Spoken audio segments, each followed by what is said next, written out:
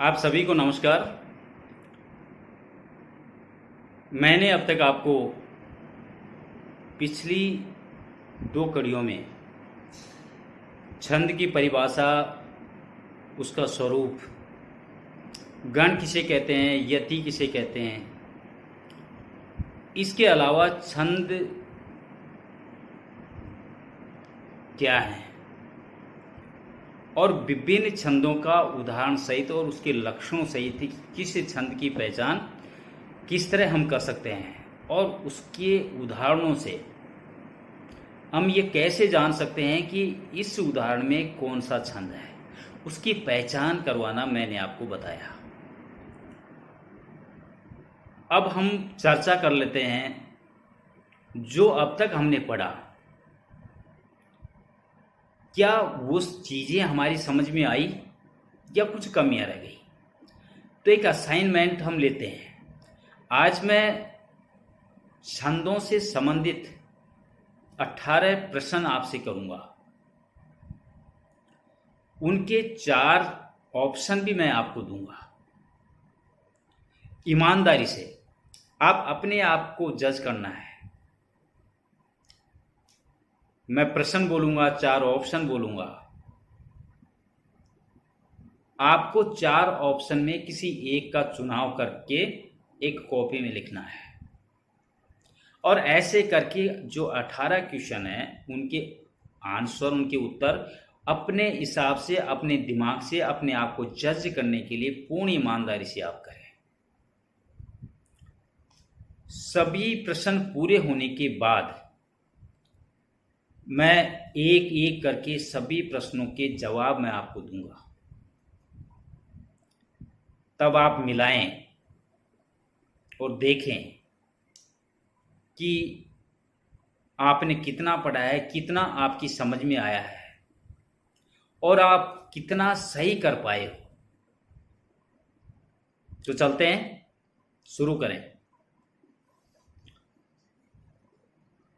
प्रश्न नंबर 1, निम्नलिखित में से कौन सा भगण का उदाहरण है?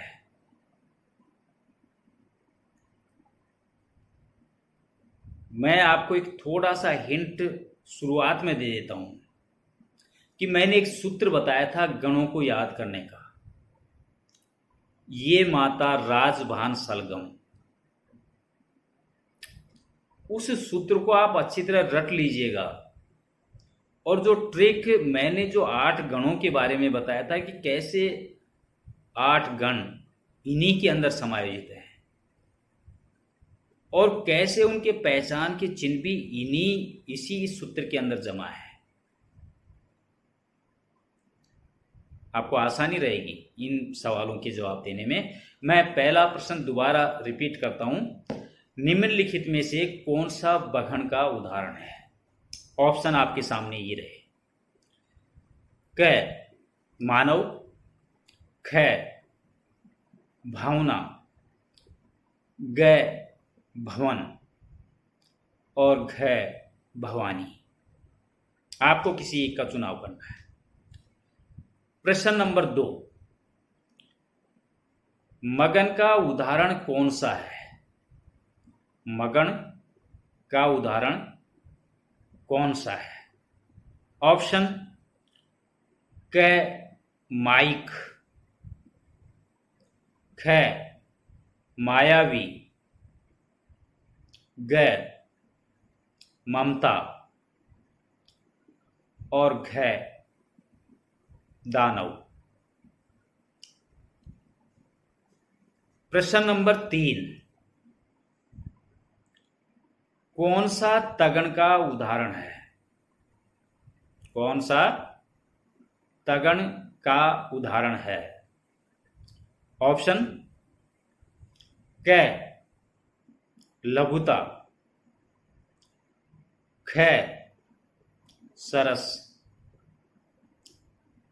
ग याचक और घ प्रसाद। प्रश्न नंबर 4, संचार शब्द में कौन सा गण है?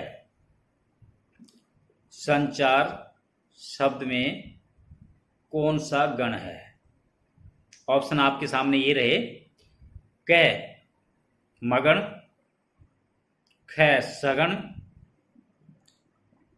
ग तगण और घ नगण। प्रश्न नंबर 5वां, इनमें से कौन सा मात्रिक छंद नहीं है? इनमें से कौन सा मात्रिक छंद नहीं है? ऑप्शन मैं आपको बता रहा हूं। क दोहा,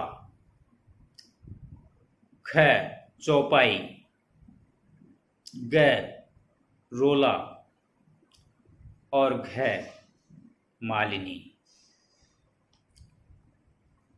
प्रश्न नंबर 6, विषम मात्राओं वाला छंद कौन सा है? ऑप्शन आपके सामने। क चौपाई, ख दोहा, ग हरिगीत का और घ कुंडलियां। 7वां सवाल, मात्रिक समछंद कौन सा है? मात्रिक समछंद कौन सा है? क चौपाई, ख दोहा, ग सोरठा और घ छपै। प्रश्न नंबर 8, चौपाई छंद का उचित लक्षण बताइए। चौपाई छंद का उचित लक्षण बताइए। ऑप्शन आपके सामने है। क 4 चरण, 24 मात्राएं और अंत में लघु और गुरु। ख 4 चरण, 20 मात्राएं और अंत में गुरु और लघु। ग 4 चरण और प्रत्येक चरण में 16 मात्राएं। घ 4 चरण और प्रत्येक चरण में 15 मात्राएं हैं। प्रश्न नंबर 9, प्रत्येक चरण में 24 मात्राएं और 11 और 13 पर की मात्राओं पर क्रम में यति होती है। प्रश्न दोहरा देता हूं। प्रत्येक चरण में 24 मात्राएं और 11 व 13 मात्राओं की क्रम में यति हो, यह किस छंद का लक्षण है? ऑप्शन। क दोहा, ख सोरठा, ग रोला और घ उल्लाला का। प्रश्न नंबर 10, कुंडलियां छंद किनके मेल से बनती हैं? कुंडलियां छंद किनके मेल से बनती हैं? ऑप्शन आपके सामने रख रहा हूं। क रोला और सोरठा, ख दोहा और सोरठा, ग रोला और चौपाई और घ दोहा और रोला। प्रश्न संख्या 11, उल्लाला छंद के विषम चरणों में कितनी मात्राएं होती हैं?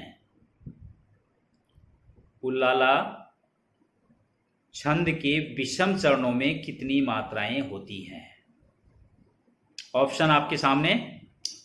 क 13 मात्राएं, ख 14 मात्राएं, ग 15 मात्राएं और घ 16 मात्राएं।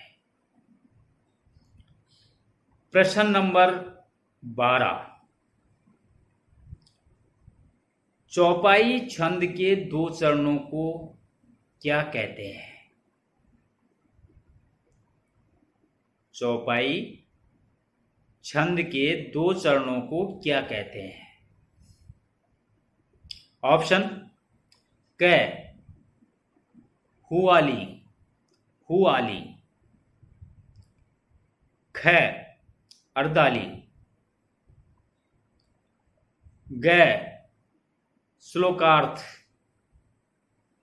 और घ पूर्वार्ध। प्रश्न नंबर 13, धूर्त विलंबित छंद के प्रत्येक चरण में कितने वर्ण होते हैं? धूर्त विलंबित छंद के प्रत्येक चरण में कितने वर्ण होते हैं? ऑप्शन आपके सामने। क 11, ख 14, ग 12 और घ 10। प्रश्न नंबर 14, निम्नलिखित में से 15 वर्णों वाला छंद कौन सा है? 15 वर्णों वाला छंद आपको बताना है। ऑप्शन आपके सामने ये रहे। क धूर्त विलंबित, ख सवैया,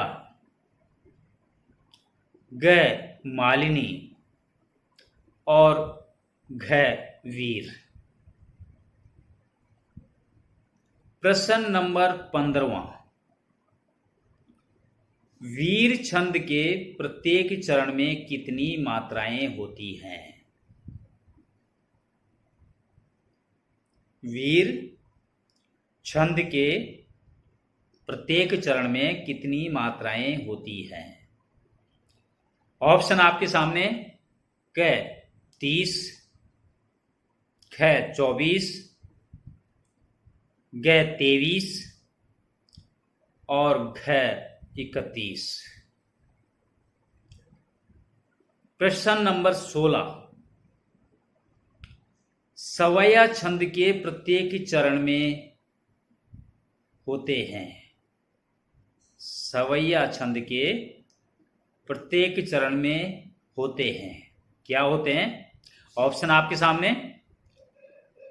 क 7 भगण और 2 गुरु वर्ण, ख 7 भगण और 2 लघु वर्ण, ग 7 रगण व 2 गुरु वर्ण और घ 7 तगण और 2 गुरु वर्ण। प्रश्न नंबर 17, निम्नलिखित में से वर्णिक छंद बताइए। ऑप्शन। क कुंडलिनी, कुंडलियां, ख मालिनी, ग रोला और घ उल्लाला। और 18वां और अंतिम प्रश्न आपके सामने ये रहा। दिवस का अवसान समीप था, ये किस छंद का चरण है? दिवस का अवसान समीप था, ये किस छंद का चरण है? ऑप्शन आपके सामने। क मालिनी, ख सवैया, ग चौपाई और घ दूर्त विलंबित। तो ये 18 प्रश्न का असाइनमेंट मैंने आपको दिया। मुझे विश्वास है कि आपने पूरी कोशिश और पूरी ईमानदारी के साथ में इन्हें हल करने का प्रयास किया होगा। अब आप इसमें कितने सफल हुए देखते हैं और अपने दिए हुए जवाबों से उनका मिलान कीजिए। शुरू करते हैं नंबर 1 से।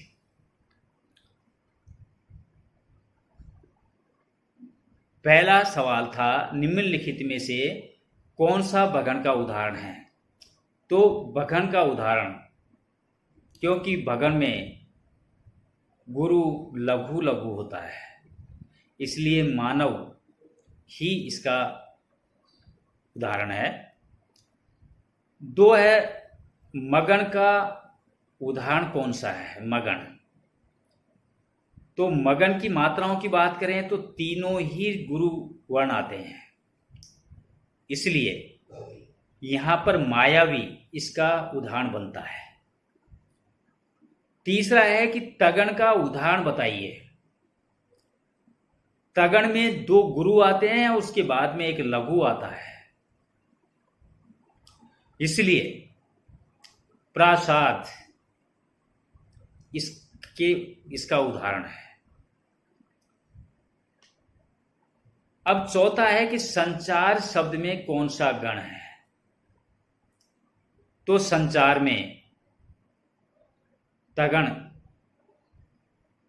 गण है, उसका उदाहरण संचार है, क्योंकि यहां मात्राओं की बात करें तो लघु, गुरु और लघु होना चाहिए, और ये संचार उदाहरण के अंदर मौजूद है।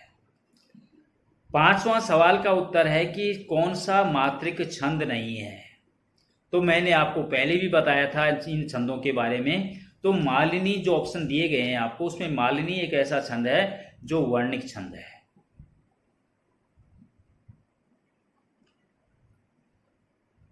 छठा प्रश्न है, विषम मात्राओं वाला छंद।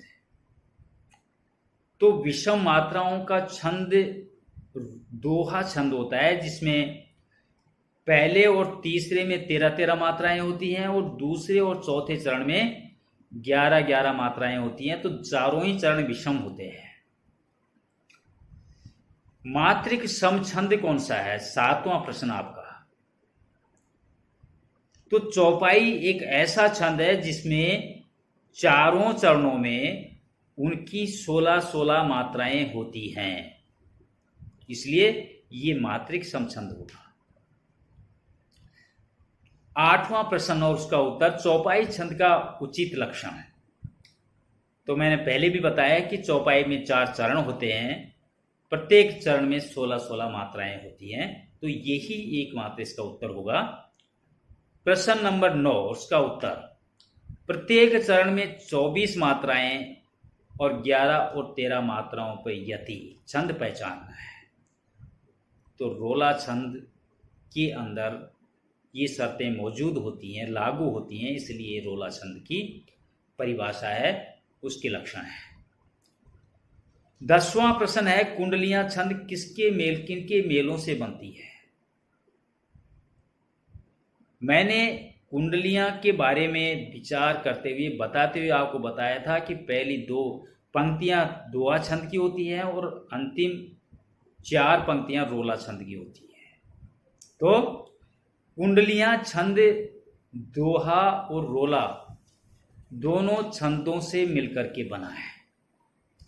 प्रश्न नंबर 11, उल्लाला छंद के विषम चरणों में कितनी मात्राएं होती है? तो उल्लाला छंद के विषम चरणों में विद्यार्थियों 15-15 मात्राएं होती हैं। प्रश्न नंबर 12, चौपाई छंद के 2 चरणों को क्या कहते हैं?